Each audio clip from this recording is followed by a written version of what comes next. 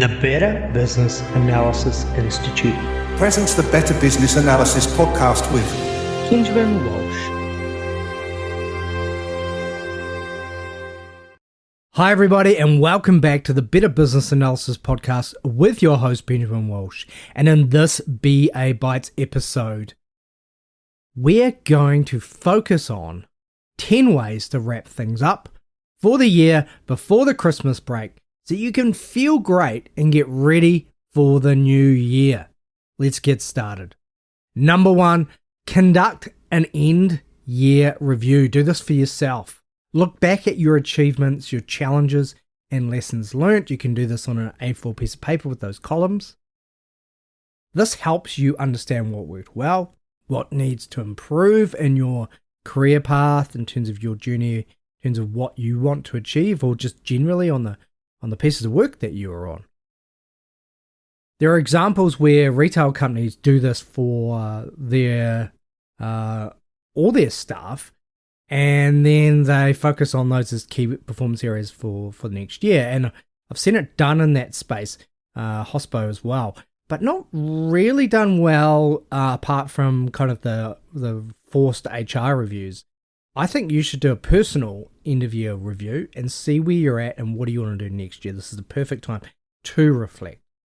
And as part of that, tip 2 is set goals for the new year. So set clear and achievable goals for the next year ahead, and we'll talk about this more in another episode in the future when we, 2025 starts.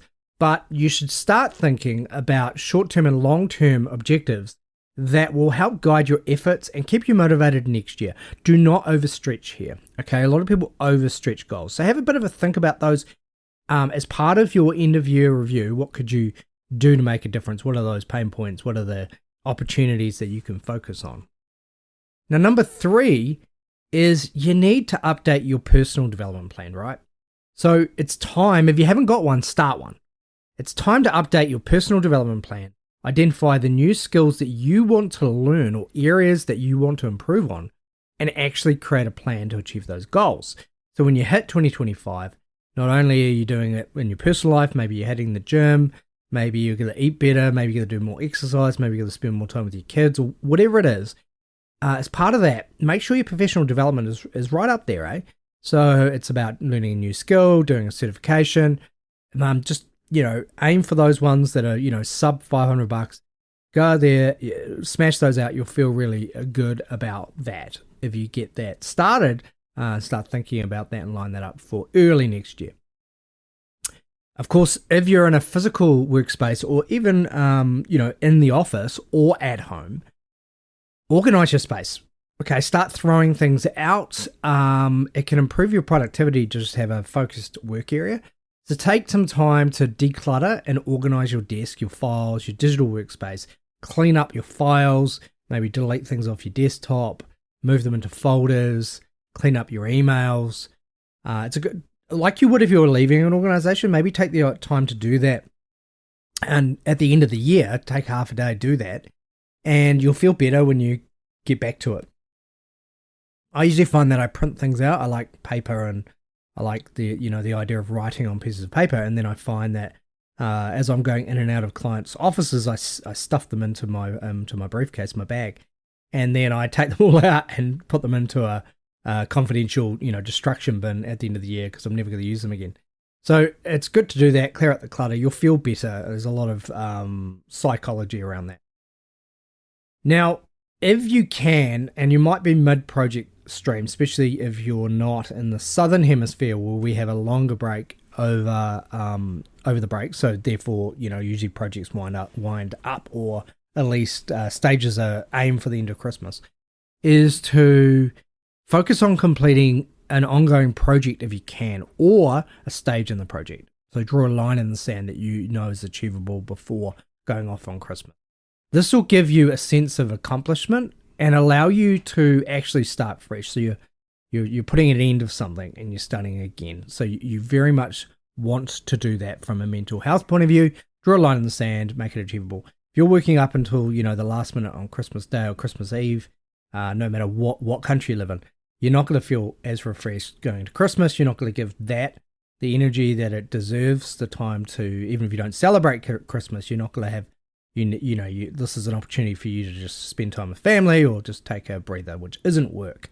So if you're working over the break and you're working all those days, I'd suggest to just in the spirit of this time of year, just try and take some time out, even if it's an hour, for you to just reflect on your end of year. Even if your end of year from your culture is at a different time of year, it's still good to do it because generally your surroundings are slowing down.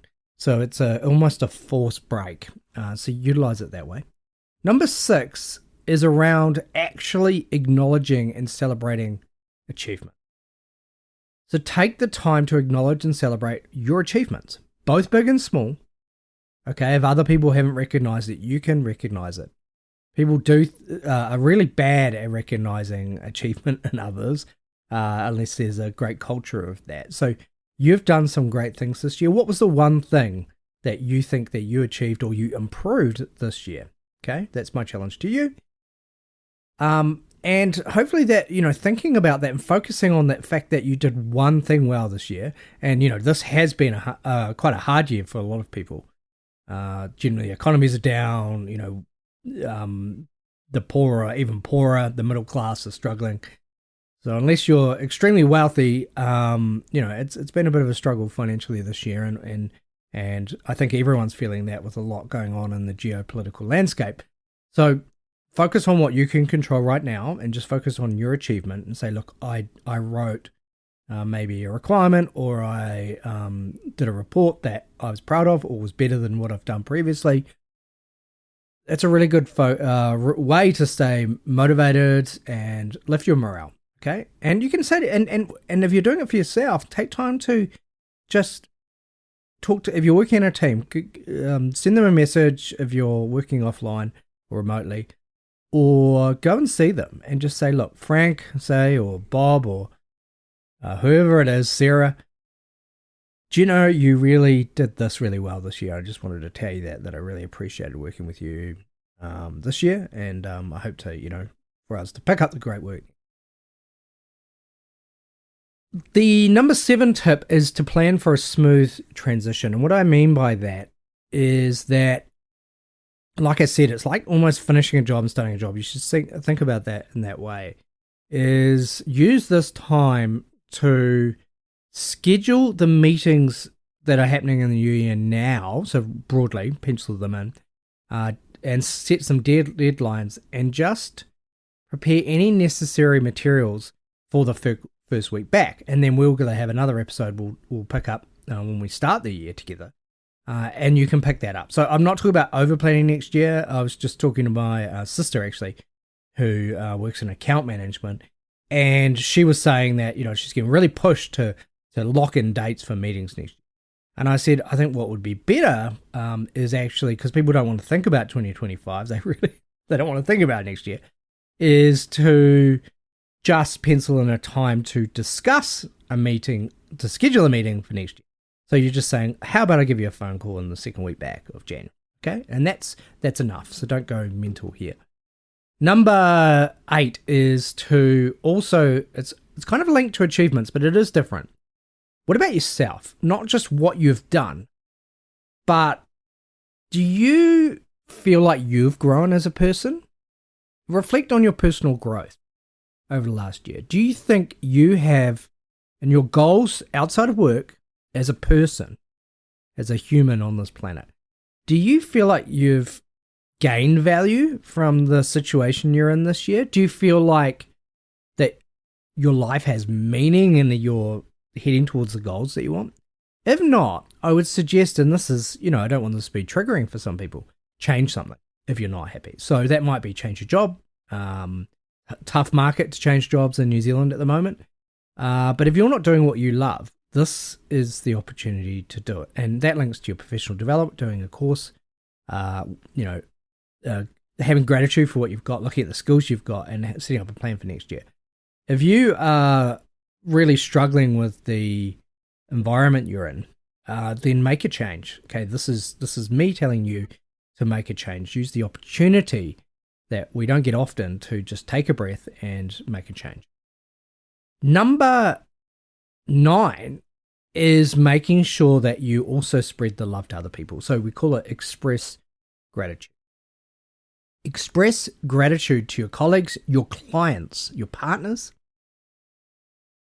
and it will just add to a positive work environment. It will just say, hey, look, if you've had a rough year or you've been shitty to some people, I know I haven't necessarily been in my best mindset this year. I'm going to take the opportunity before I close up with some of my client work today, actually, and just message some of those people and just say, hey, look, I know it's been tough, but I've really appreciated your work. We've really achieved some great things this year. Focus on the positive. And this can actually strengthen your relationship with partners and clients. And so it's good for you as well. Okay. So it is a karma kind of thing. You don't just do it because you get something back, but really take an opportunity to, good time of year to just express gratitude. And of course, number 10, one of the most important during this time of year, especially if you've got time off work. But if you don't, then I'd suggest, like I said, take an hour off or plan a trip. Take this hour off over to plan your next trip and do it then. And that is taking time to recharge, okay? You need to recharge your batteries, okay? We require energy to live, and energy can be drained in different ways through projects, through people. And you need to just try and disconnect from work. It's okay to do that. We're not on this planet to just work all the time. Spend time with people that you love and hopefully engage in activities that help you relax and just recharge your batteries. I was at an event yesterday, just a lunch with a few colleagues, and we were talking about what we were doing over the break. And a lot of people had really jam-packed holiday plans. So that's same for myself. It's going to be jam-packed. You're seeing family, sometimes conflict in family and all the rest of it. But I'm going to make sure, and I was giving this advice to a colleague, you need to take a couple of hours out to do one thing that you want to do. Is that go for a walk? Is that listen to a mindfulness, a meditation? Is it to listen to an album of music? Try and connect back to who you are as a person and recharge that. So there are 10 top tips for closing down the kind of end of year and making sure that you've done it in a way where it's not abrupt and you've actually got some closure. I hope you took something away from the episode. I know it was a bit more holistic, but I think it's important for us to also talk about holistic things as well as practical things. And I will see you next week.